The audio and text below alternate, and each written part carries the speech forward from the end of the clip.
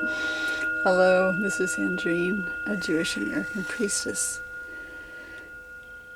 Welcome to the winter time. We've come through Tekufat Tevet, which is the winter solstice time. And here we are heading into the light, heading toward the Gregorian New Year. And I've come to you today with a reading we're going to do about what to expect in the coming time, in the new beginning, as we have entered the time of the light. We've exited the darkness and the light is starting to return again.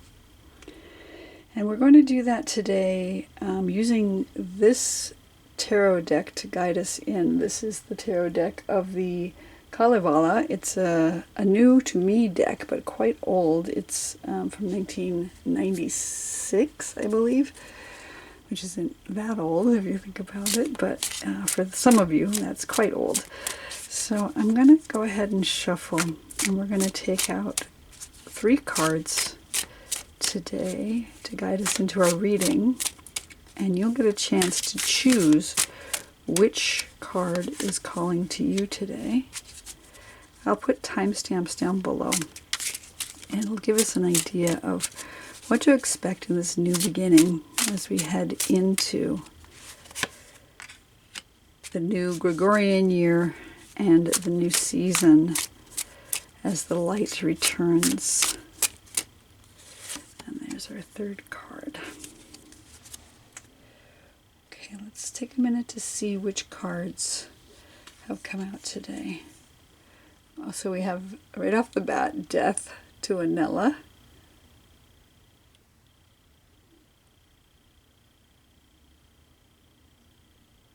Very nice. Our second card is the Ace of Stakes, Kaukomieli's Blade. So that's the traditional Ace of Wands.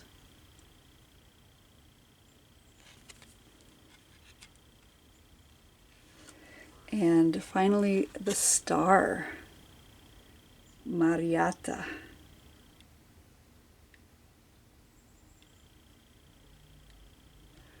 Okay, so take a moment to determine which of these 3 cards is most attracting you today. I'll try to zoom in a little bit so you can see each of them.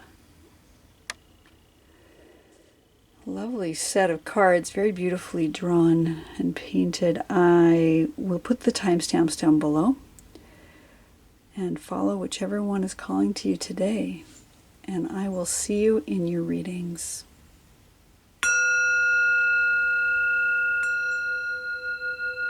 Welcome, card number 1. Those of you who chose the Death card hopefully will know that death isn't a literal death, but it's a transformation. This card refers to Tuonela. Tuonela is the black river in which the dead travel, or across which the dead travel in the Finnish mythology of the Kalevala. You can see we've got looks like a Grim Reaper with in the water is someone who has been cut to pieces. And that's a story in the Kalevala about Lemminkainen, who made some interesting choices. And despite his mother's best advice, he was cut into pieces and thrown into the river of death. But she was able to have those pieces retrieved and repaired. So it's about death and rebirth. It's about coming to the end of one thing and starting something new. So that's our main theme for you for this transition time between the darkness and the light. Of course, we have the number 13 at the top of the card. And the 13 is considered, bad luck in some cultures because of this association, I think, with death. On the other hand, There are 13 months in this current year in the Hebrew calendar because we have an extra Adar, which may be another reason why it's considered bad luck in many cultures. There's been very much anti-Semitism historically in traditional culture. So what we're going to do today is we're going to pull out 3 Hebrunes from our set here. We have the red birch set today. Birch, because birch in the Nordic runes is Berkana, and it speaks to new beginnings. And then we're going to also pull out some Nordic runes as well.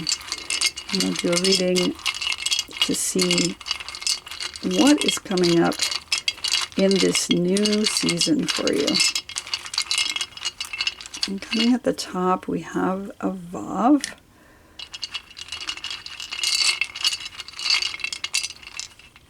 In the center, we have Tav. And at the bottom, we have Shin. Set these up here. And in fact, let's move these off to the right.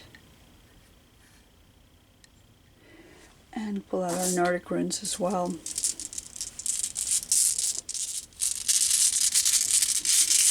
On the Nordic rune side, at the top, we have the letter Fehu.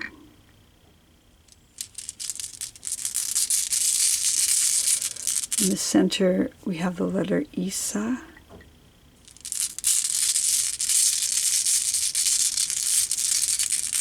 And at the bottom, we have the letter Othala.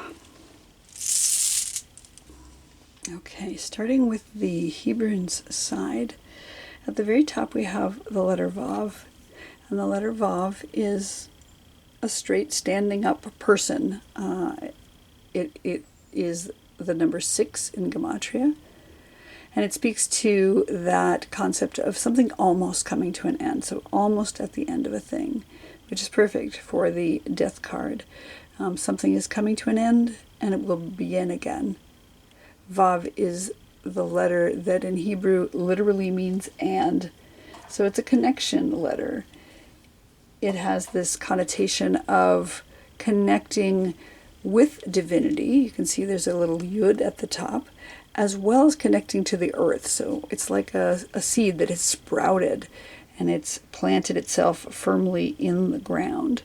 So standing tall, reaching up toward the divine, but also really being planted in the ground. So having that connection between heaven and earth. I see it as like a taproot that is reaching deep down into the earth, which is perfect for this time of year. The seeds which have been planted underground and are not yet visible are creating the roots that will stabilize them in the coming time. So to that end, I see this transition as a time to stay under the ground. And it seems like this time of year in the northern hemisphere that the seeds are dead. They have died. But in fact, they're rooting deep into the earth. It's also a peg or a hook. In the Paleo or Proto-Hebrew, it was seen as a peg or a hook. And it was those pegs or hooks that tethered the Mishkan, the holy tabernacle, to the ground so that they wouldn't fly away in the wind, or those hooks that would hold together the veils around the Holy of Holies. And these hooks were sometimes made out of very precious materials, metals of gold or silver. So even though they were very small, the connectors were essential in order for creating that sacred space for divinity. And that's, I think, a really strong message here, is as we are in this time of apparent death, a time of transition, where, again, the seeds are under the ground and we cannot see what they're doing, it's really important to value that rooting deep and creating the sacred space that is important for you right now in this kind of darkness, in this time of transition. It is the number 6, and to that end, it corresponds to the 6 directions. So north, south, east, west, above, and below. So take some time to give honor to each of the directions right now as you're going through this transition time. It may be challenging, it may feel painful even, but there is a connection that needs to happen in order for you to come out the other side in a positive and strong way, to create those roots that go deep into the earth so that you can then, when the springtime comes, bloom. Over on the Nordic runes side, we have the letter Fehu. Now, Fehu is the first letter in the Elder Futhark. I'll pick that up and take a look at it. You can see it looks like this. And it is the letter that means cattle or wealth. So it's about not just money, not just inheritance even, but the wealth that you tend, the herd that you take care of in order to create your wealth. So it's about wealth and success, and even personal wealth, personal abundance, those characteristics and traits that you might tend in yourself in order to feel valuable. And Fehu is the letter that is about happiness and increased income, but also increased joy, because there is this idea that if we take care of the things that bring us wealth and value in our lives, that we will have the opportunity to become happy. So it's not just about money. And right now we're in this time of year where a lot of people are celebrating a variety of holidays, some of which have to do with giving of gifts. And I think it's important to remember that material wealth is not the only thing to tend here.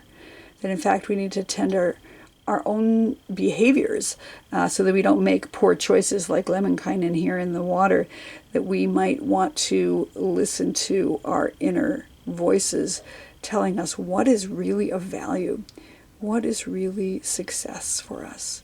How can we tend that, those relationships perhaps that we have with family and others in this transition time, during this period where, you know, it looks like things are coming to an end and something new will begin. But if we can tend that which is of value right now, then we will come out wealthy again on the other side. So connection is one of those values that we can tend. Connection and interpersonal relationships that may be more valuable than anything we could materially possess. In the center of our reading, this position is what's our challenge in our concern, maybe our fears that we're coming up with at this time. And on the right side with the Hebrew, we have the letter Tav. And Tav is the last letter of the Hebrew alphabet. So it's about endings. It's about something coming to an end. Some say it's the stamp or signature or the seal of the divine on creation. So the letters were used to create the universe, and Tav is the last letter, so it's the signature of the divine. And it looks a little bit like a dalet and a nun stuck together, so some say that spells din, which means judgment. So there may be some concern about judgment or some kind of judging of ourselves even. And with deaths, or metaphorical or otherwise, there is this concept of judgment that comes. And that's a valid concern or fear. And endings just in themselves are of concern. They can be scary. Maybe coming to the end of this year has been challenging. Maybe coming to the end of the season, this darkness has been very dark for some of us. So that's really, it makes sense that one would be concerned about a death. A lot of times Tav is affiliated with death because it is that final letter. It's that ending and that judgment that comes with death. But it also rules over the moon in the sky. And we have a full moon coming up. I think it's this Tuesday. And so this full moon, as it watches over us from the sky, it has this entire cycle that it goes through, where it starts out dark, and then it grows and grows and grows into its fullness, and then it starts to diminish again. And that can be, again, frightening. In the ancient days, people were quite concerned when the moon would go away. There's all kinds of stories about who's eating the moon. Is it a dragon? Is it a wolf? But what we do know after watching, after observing, and not getting too wrapped up in our fears or judgments, is that the moon comes back every month. And so the concern is valid, but remember the moon. Remember the moon and how she comes and goes. And the unknown can be frightening. The moon is often affiliated with intuition and that unconscious and the unknown shadow self. But if we can just wait and watch, we can see the transitions as they happen. The only truth is change. And speaking of truth, emet, the word truth, ends with the letter tav. The first, middle, and last letters of the alphabet are the word emet, meaning truth. So tav is that final seal on truth as well. So observation and patience and waiting will bring us to understanding. So our concerns about endings and judgment are valid, but we can wait it through. We can come out the other side with the understanding that everything transitions and changes.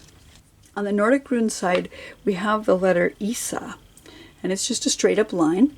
Isa means ice. And so it has this idea of being frozen, standstill, something that is just frozen in time, stasis, in action. And there may be some fear around that, or some challenges around staying still as we watch the metaphorical death happen in the season, in our lives, whatever transitions are taking place right now. But I think it also speaks to that same idea. If we can stay still and sit with ourselves and really pay attention without rushing to action to try to change what is, we will find our way through to the other side. In the younger Futhark, the Isa represents an ice bridge that brings us to the other side. So I like that idea here too. If we fold that one in as well, we have the Tav, which is representing endings and judgments, which are of concern, and the Isa is representing a standstill, but also a bridge to the other side. So I think the message here in the center with our challenge or fear is, yes, something's coming to an end, and also we get to sit still through it. And it may be challenging to sit through. I understand. It can be really, really scary or difficult to sit and watch things change. But it's important. I think it's important. I think that's the message we're getting here. In the final position of the reading, this is the outcome or maybe advice in our situation right now. We have the letter Shin on the right side in the Hebrunes, and the letter Shin is the mother letter of fire. Interesting to have that come up here in the wintertime when things in the northern hemisphere are wet and cold. But this is the season of fire within water. Because we are in a cold, wet season, we tend to take time to light up fires right now. It's the time of Hanukkah where we light up fires, the festival of fire. Pretty much every culture has some kind of lighting up of fires that happen right now. We have the Yule tradition in the Nordic regions. So a lot of fire that is attempting to not necessarily counteract the wet and cold, but also just to make it palatable, make it tolerable. So I think what we're seeing here with the Shin is the mother letter of fire is saying to us, lean into that. Find our inner spark. Find the spirit. Shin is often related to spirit because of that spark that dwells within each of us. It's the first letter of the word Shekhinah, which means indwelling presence, the feminine, divine, the mother who is the fire. And it's also the first letter of the word Shuva, which means return. So again, back to cycles, back to seasons. And we have this idea of death, but renewal, rebirth that comes back. So returning again and again. This is the creation element of fire. So the sun, the moon, and the stars are all represented here in the letter Shin. It's about fiery passion. It's the head in the body. So you may have to do with love passion or anger passion or just inspiration, being excited about something new, having great new ideas that will be coming about for you. And it's the first letter of the word shini, which means to change. And again, back to this moon changing and this necessity to watch the change happen, that although there's a metaphorical death happening, we can watch the change occur and see what happens in the transition. And Shin refers to the summer in the year. So maybe we're just waiting out the wet time for the heat to come back. And in the meantime, lighting up the fires that happen this season. So our advice is to light up some fires, to watch the transition, watch the changes happen, and bring ourselves back to wholeness. The word shalom, which is frequently translated as peace, it's also, its full meaning is wholeness, bringing back the whole together, the completeness of a thing. So lean into the indwelling presence of the Shekhinah. Find that inner spark right now and watch the wholeness put itself back together. As we have Lemminkainen dismembered here in the water, we have the ability to create wholeness if we can lean into our own indwelling presence, to know, to return to that inner spark, and to find our transformation through fire.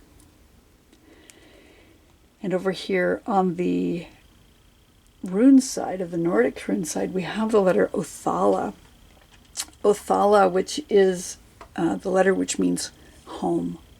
It's about property. It's about inheritance and inherited possessions.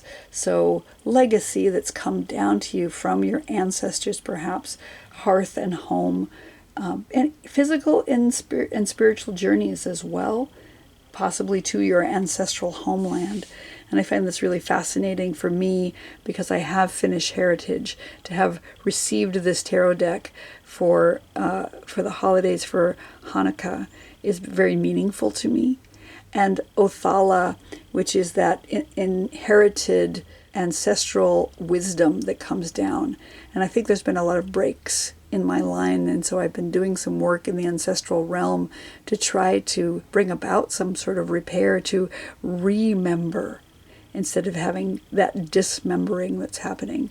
And Othala, it occurs to me, is the same root as the word Ethel, that's my grandmother's name. So I love this as an outcome letter for me personally, that we have home and hearth and homeland and inheritance and ancestral connections here as the outcome.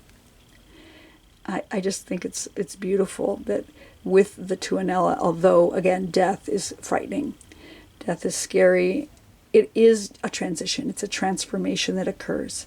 That right now where we are, it's important to stay connected, to find connection, to find the value that isn't necessarily only monetary, but what is it we can tend to bring about more value in our lives. And I think these two connecting together is saying the way to bring about value, the thing that we need to tend, is that connection. The connection with the divine, the connection with our others, and the connection with ourselves. And the fear or the challenge is the ending that is coming about. But it is an ending and a new beginning to remember, like the moon cycles. And that our job right now is to sit and watch and observe without judgment what is happening, without that judgment, without the dean that is here. But if we can accept and observe what's happening, then we will get ourselves through this challenging time. Even if it's hard to sit and watch. And that'll bring us through to this inspiration, this new light, this sun and the moon and the stars, the ability to accept the change that's happening and the wholeness that can bring back all the parts, to remember and lean into our heritage. Find the ones who are well and wise and loving and benevolent, our ancestral gifts, if we can get back to the place before the damage occurred, and find the wholeness, the hearth, the home, that hearth and fire that's here. Light up something. Find the passion in whatever comes to you this season. And then we'll find our wholeness here. So for those of you who chose the death card with Tuonela, although that's a really frightening concept, I think this is a beautiful message for you as we transition. So find your way through, connect as you need to. Don't fear the change, but bring yourself to a place of wholeness. I thank you so much for following along this year. This has been an amazing time. I'm going to continue to do my readings, hopefully, Goddess willing, into the new year. If you do like this channel, please like and subscribe, tell your friends, and we'll look forward to seeing you here again next time.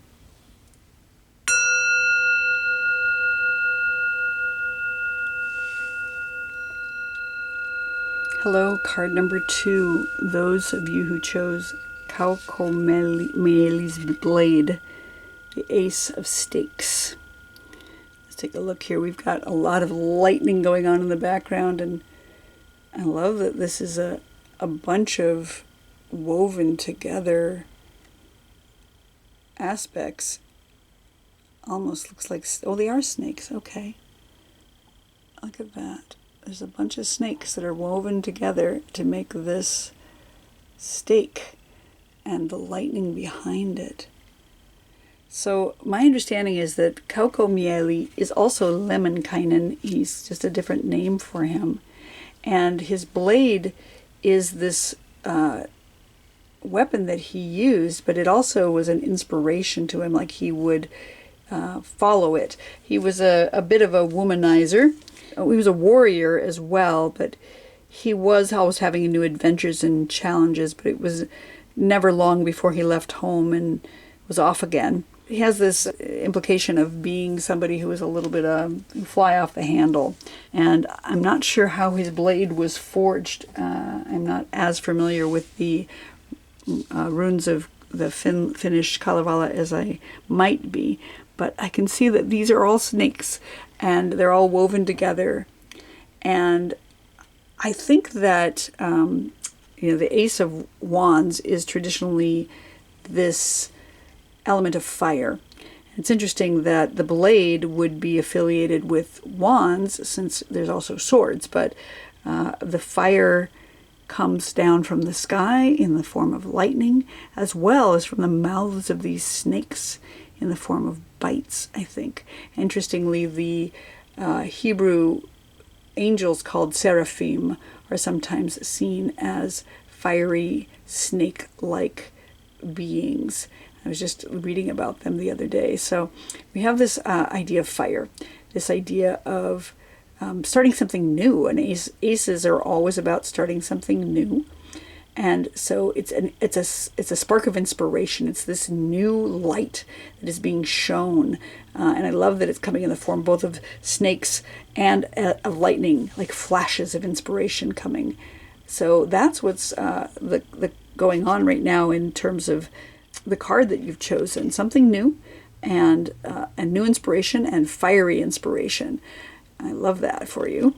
So what we're going to do in terms of the reading is we're going to take 3 Hebrunes, and we're going to take 3 Nordic runes, and we're going to read all of those and see how it comes out. So let's shuffle these up in the palms of these hands and pull out 3 Hebrunes today. So starting at the top, we have the letter Kuf.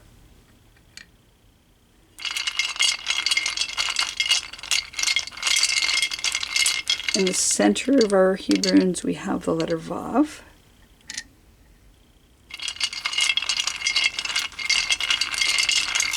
And at the bottom, oh, it jumped right out. We have the Ein Sof. This is the blank. It's blank, but it's got a little bit of a wood mark on it as well. Okay, so those are our Hebrunes. And then let's also pull out 3 Nordic runes.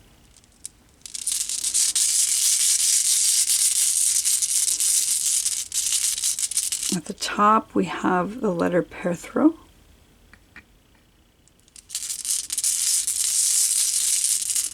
In the center, we have the letter Wunyo.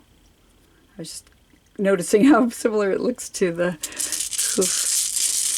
And then at the bottom, we have the letter Thurasaz. Okay. Interesting. So starting at the top, we have the letter Kuf.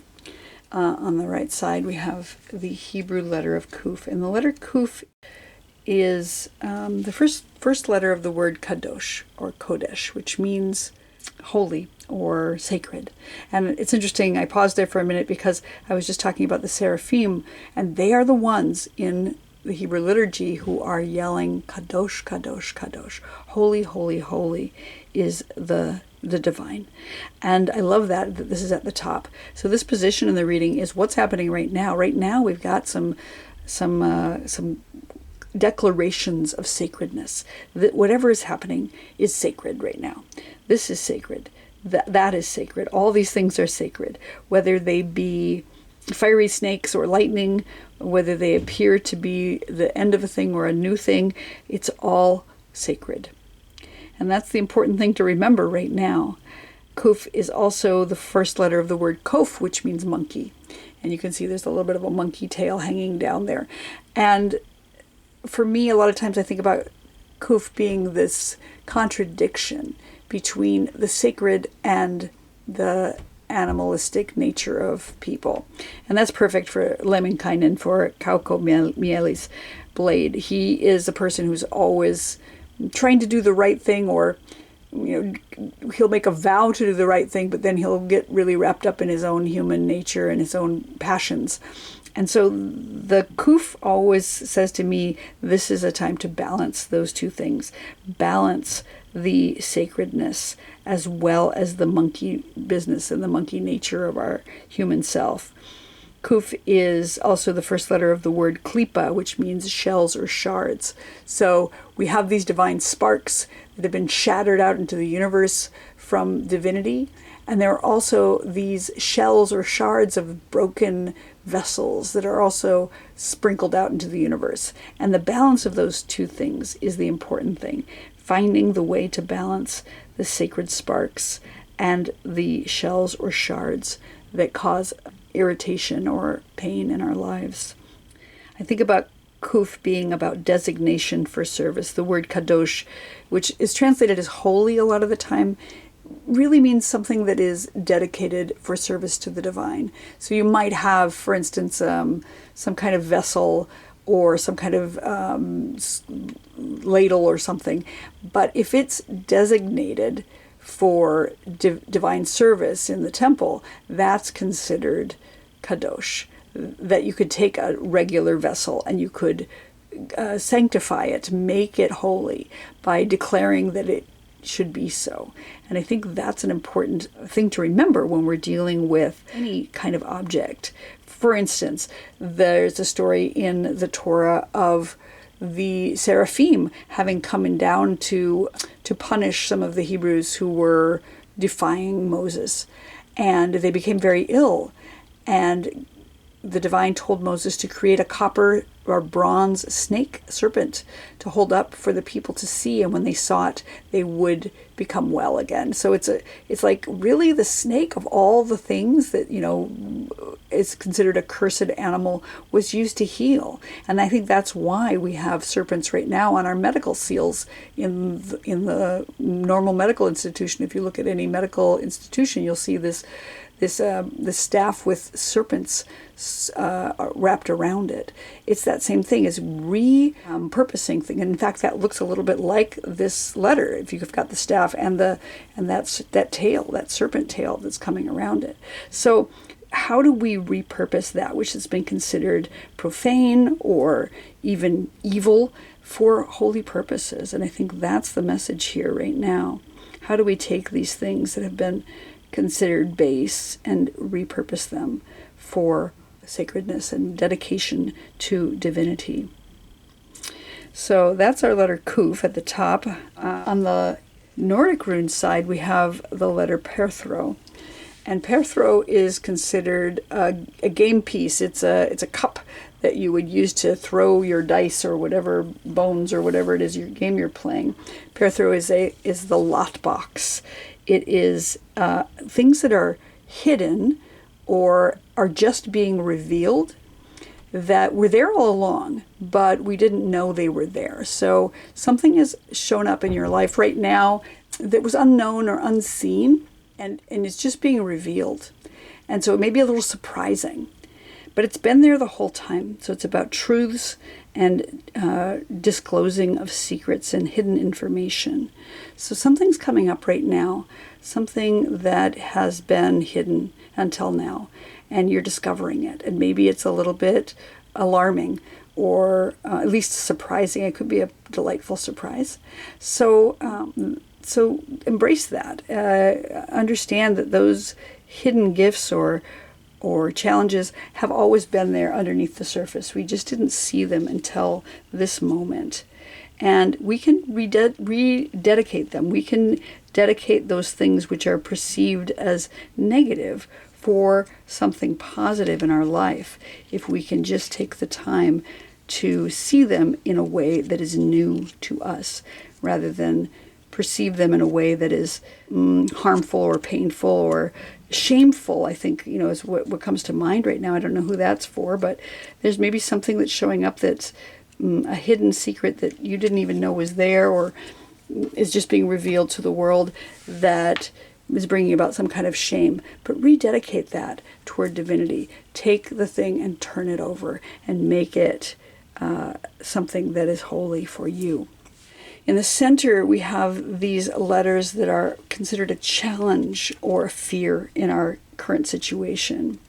On the Hebrew side, we have the letter Vav. The letter Vav is the letter that means connection. It's the letter that literally means and in Hebrew.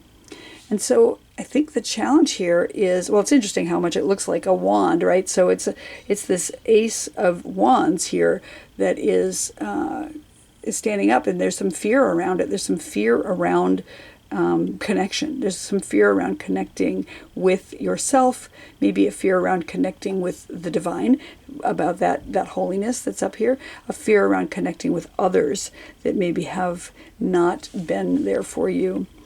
So if you're afraid or concerned, or you're having a difficulty in connecting right now, that is valid and understandable. Sometimes these times of years are very hard. A lot of people are connecting in ways that do not resonate anymore for us as we have grown in our understanding and connection with divine. So but one can connect with divine, and I think it has to do with standing tall, right? So planting yourself firmly in the earth and standing tall and reaching up for connection with divinity. The letter Vav is about joining heaven and earth, to really stand tall, but have some humility. There's a little bit of a bowed head here, you can see at the top. So the challenge may be to stand tall in these difficult times with connection. The letter Vav also has this kind of magical quality grammatically, in that it governs time. It changes the past to the future and the future to the past.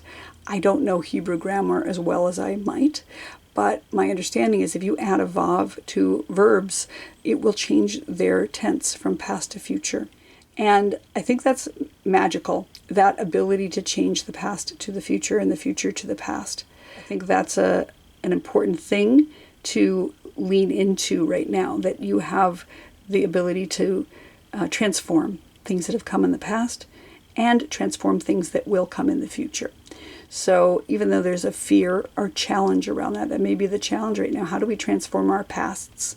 How could we transform the connections that we've had with others in order to make them either palatable or at least safe for us?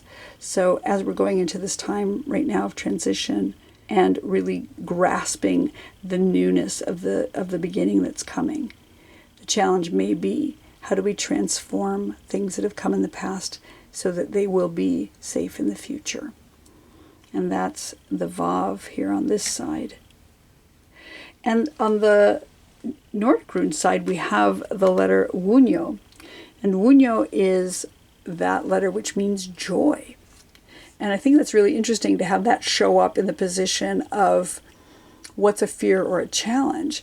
It doesn't surprise me, but it is interesting because joy is a challenge sometimes. Sometimes it's hard to lean into joy, that maybe there's a fear that if we experience joy too much, that it will come to an end. Like a lot of us have delayed or postponed our joy for fear of losing it, and so we never get to enjoy things at all. But this is about prosperity and wealth and fellowship and your own self-worth. How do we find our joy in ourselves? How do we reach into what's happening in our lives and grasp the moments of joy without clinging to them? And I think that's a big challenge right now in the situation that you're in. Something surprising has come up, and we have to figure out how to experience joy without being too attached to it, and yet still experience it. Don't turn it away because it might disappear, but really just be in the moment with it. So our fear or challenge right now is about joy. It's about facing ourselves, finding our own worth, and experiencing joy within ourselves in this moment of new beginning. To really, why not? Why not enjoy it? There's something surprising. Why not take the moment to really enjoy that time? And our outcome or advice in the situation, on the Hebrew side, we have the letter that is no letter. It's the Ein Sof. And so, and that can be a little concerning for anyone who hasn't seen it before. But the Ein Sof is like this blank space. It's the substrate onto which all the letters are carved. So it's the time before time. It's the place before place. It's what existed before the universe existed. That blankness, that everythingness from which we come and to which we return. Both everything and nothing. That without end. So it's divinity itself on some level. It's the infinite.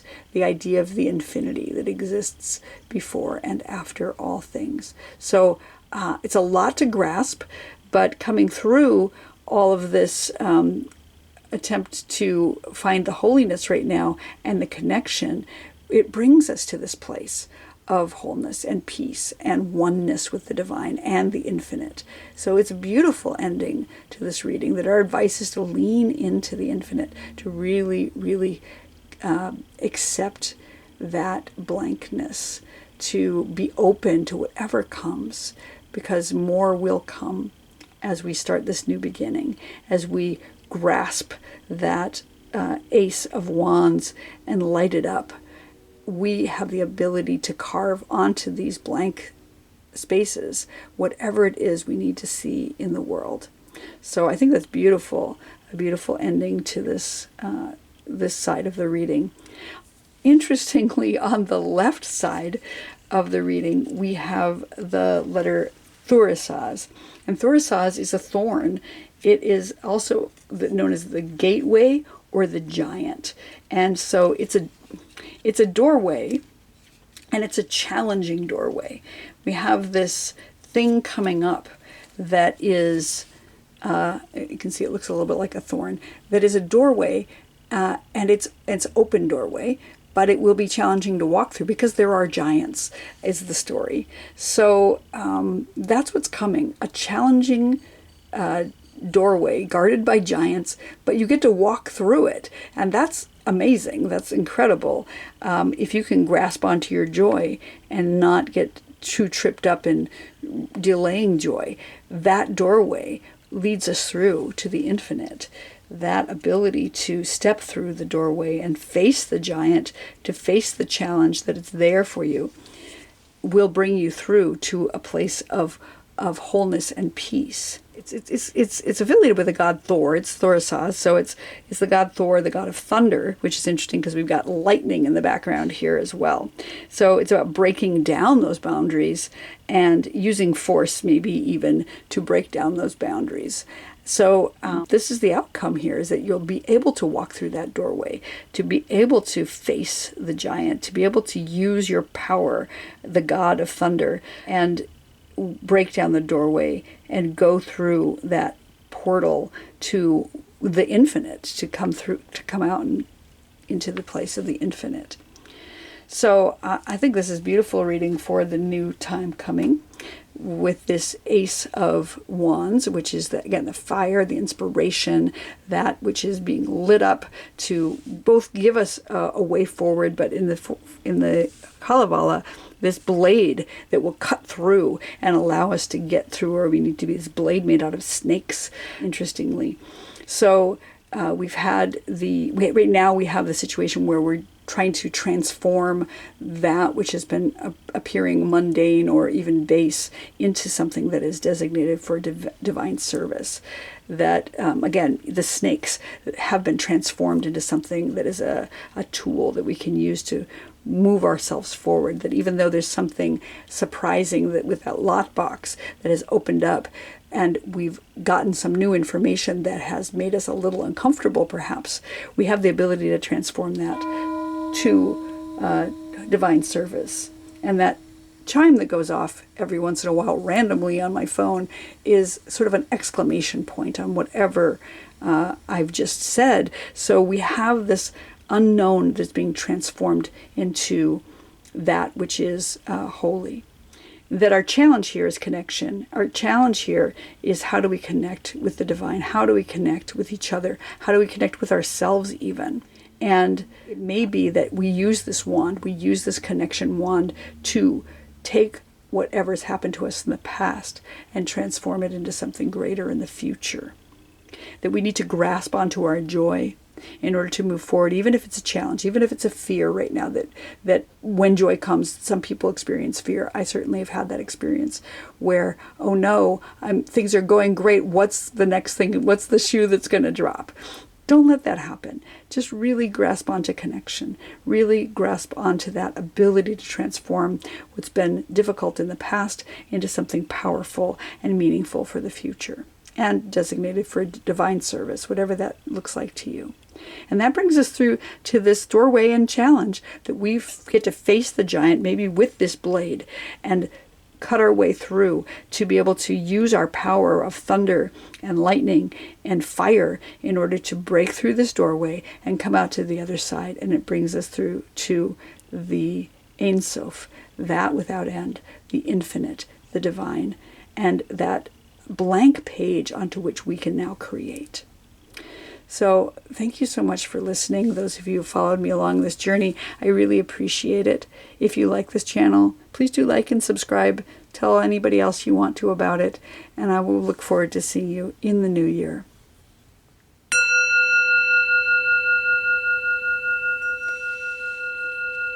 Hello, card number 3, those of you who chose the Star Marjatta. So this is number 17 in this deck, and you can see that she's standing with 1 foot in the water and 1 foot on the land, and water is pouring out of 2 different vessels, one onto the land and one onto the water.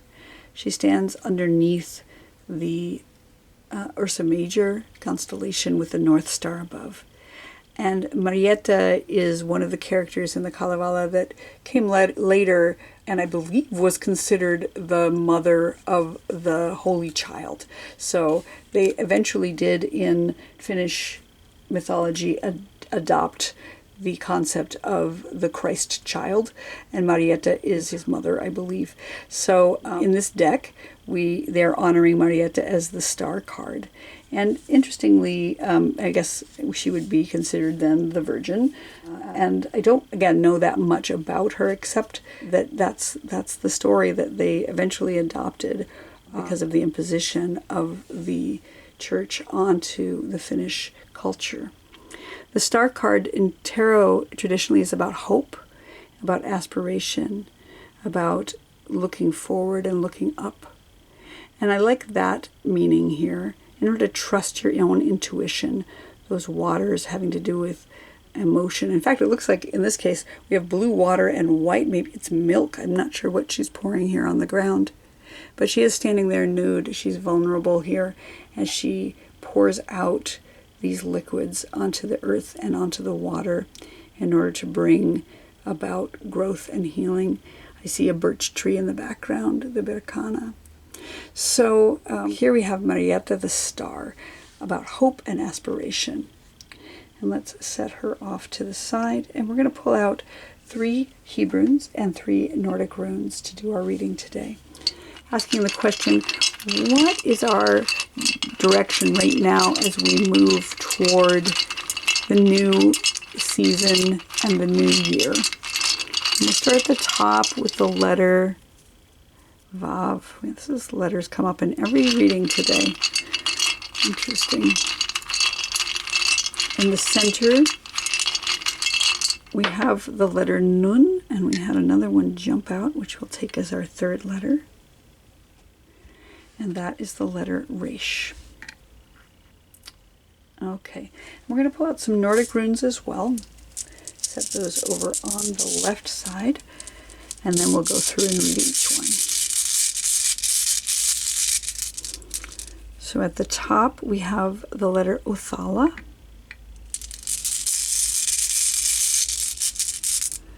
In the center, we have the letter Tiwas.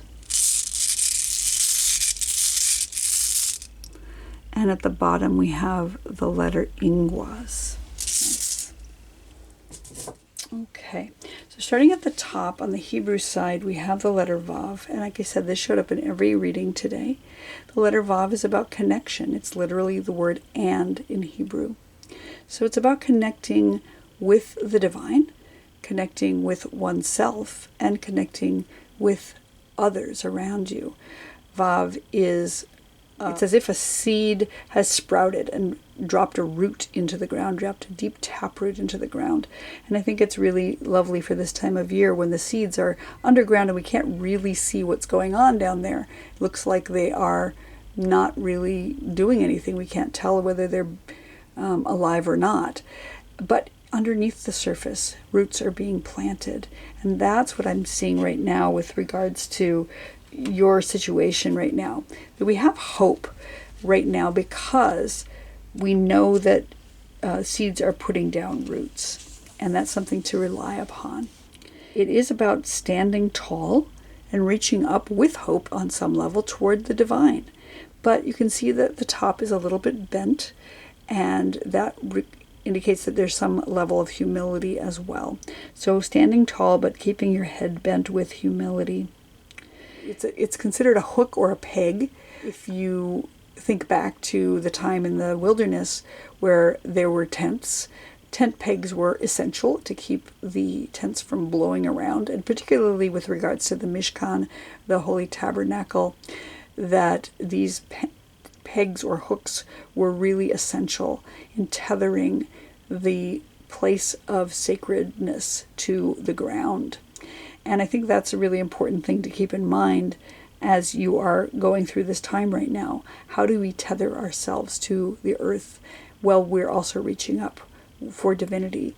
And how do we connect the things that are around the Holy of Holies there are these veils, and they use these pegs or hooks to connect those together. So although they're very small, they're really important and really valuable. So all those little small connecting things are up right now.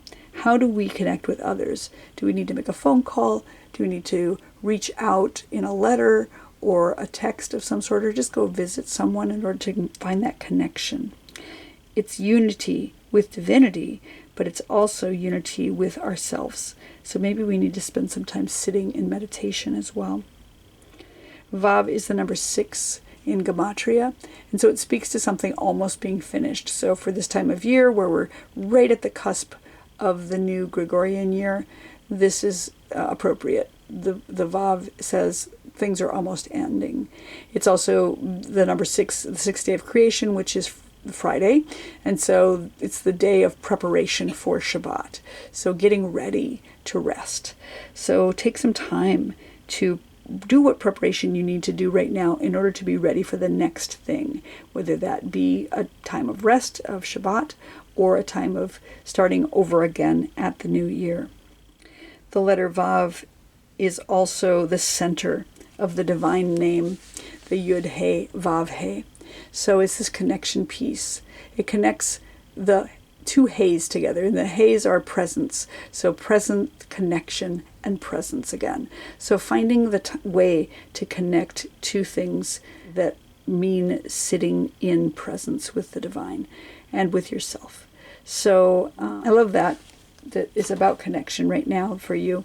And you can see that Marjatta here has got 2 streams of water that look like those Vavs falling down from those pictures. How do we connect with the earth? How do we connect with emotion toward the earth? So connecting is up right now. And on the left side, we have the letter Othala. Othala means homeland or hearth, or it also means the legacy or inheritance that one might get from ancestors. Not just physical legacy, although that could be part of it, an estate or some kind of home, but the other things, the spiritual gifts that one might get from one's ancestors. So if you have time right now, or you're taking time right now, spend some time thinking about what has come to you from your ancestors. Ideally the good things, but maybe also take into consideration the things that have not been serving you and find ways to release them. So Othala, take time to be at home, to find your home place. And there is that random chime. It's sort of like an exclamation point on whatever it is I'm saying right now. So take time to be at home, be with those you love, maybe connect with those in your family that are meaningful to you. Lean into some traditions that have been useful for you from the past and really connect with that legacy. Connect with that inheritance, whatever it may be for you. In the center of our reading, this line is the line of what is a fear or challenge right now. And on the Hebrew side, we have the letter Nun. Nun is the letter that begins the word Ne'aman, which means humble or humility. So it may be challenging right now to be humble. You can see it looks a little bit like somebody who's kneeling down or with their head bent. So maybe challenging to humble ourselves or to find our way into a place of humility. And it seems important too. It may be a fear that we have that if we humble ourselves that we'll be destroyed or in some ways harmed. But Nun also begins the word Nes, which means miracle. And maybe there's a challenge around accepting the miracles that are happening, to really own what's true, to own what is miraculous in our lives. So I think both that through humility we can find those miracles. So take some time maybe to sit, even if it's challenging, and listen in for the miracles that may be not immediately apparent to you. Nun is also the letter that is the foundation of locomotion, so it's about slow starts. So maybe we're a little bit afraid of things not going as quickly as we might like, that we have to build up momentum, but it can be really challenging to wait. It can be really challenging to try to find the patience to wait out the miracle that's coming. So be aware of that right now.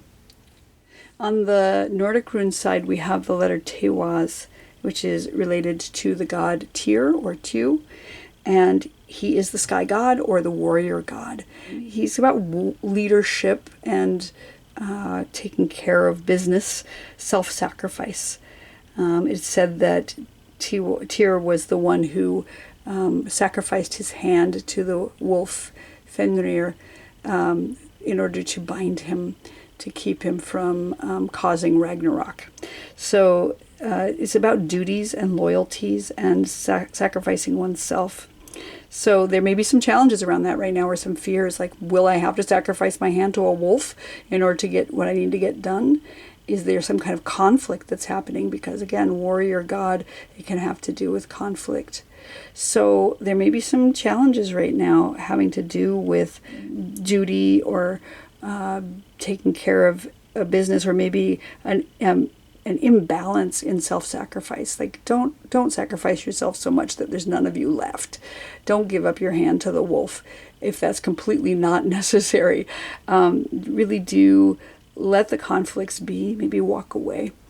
Maybe spend some time in noble silence to humble yourself in such a way that you don't need to take that fight on right now. Because this is a challenging thing to have those conflicts in order to feel like you have a duty to a family that maybe has not been as honorable to you as you would have needed in your life. So take some time to sit with that even if it's challenging, and don't overextend yourself in such a way that you are used up. There is no need to tend to a duty that destroys you. In the outcome position, outcome or advice here, we have the letter Resh. And interestingly, Resh, it means head. So it's Rosh. Rosh is the new beginning. It's like Rosh Hashanah or Rosh Chodesh. It is that new beginning. But it's also bent. You can see that that head is bent over. So there's humility here too. And so the outcome here is a new beginning, but a new beginning that's coming with humbleness. The word Rosh means a poor one. So there's a lot of, again, humility, somebody who has been humbled or needs to remain humble. But beginnings, again, Bereshit. Resh is right in that first letter of Torah, Bereshit. And it has to do with the binary transformation of seed and barrenness. And interesting, going back up to the Vav, we can't see the seeds right now, but we know they're putting down roots. So there is something about not knowing for sure whether things will come to fruition, but we can trust in that. We can trust in that that the water that is coming down from the star here, that we can have hope toward seed. We can have hope toward something that is going to produce fruit. So the Resh can be a difficult letter because it does have all these connotations of potential barrenness or poverty, and maybe even wicked. Rocha, which means wickedness, starts with Resh. But we also have the ability to have hope. Resh rules over the planet Mercury in the sky, so something about communication as well. So there may be an opportunity for communication in the future if we can remain humble as we start this new beginning, reaching up with hope toward the star. And on the left side, on the Nordic rune side, we have the letter Ingwaz. Ingwaz is the letter that comes from the Nordic god Ing, who is also known as Frey, or the fertility goddess or god. So it has to do with fertility and seeds being planted. So perfect for Resh. We have this idea of fertility the same way as we do here with the seed and barrenness. And here's our seed. We know that this seed is here and that it is being planted and that there's room for growth, gestation, and new life. And I love that with the new year coming up and the star, this character watering the earth and the water with their buckets, and the newness of the Rosh, the new head, the Breshit, the new beginning coming in, and a seed being planted.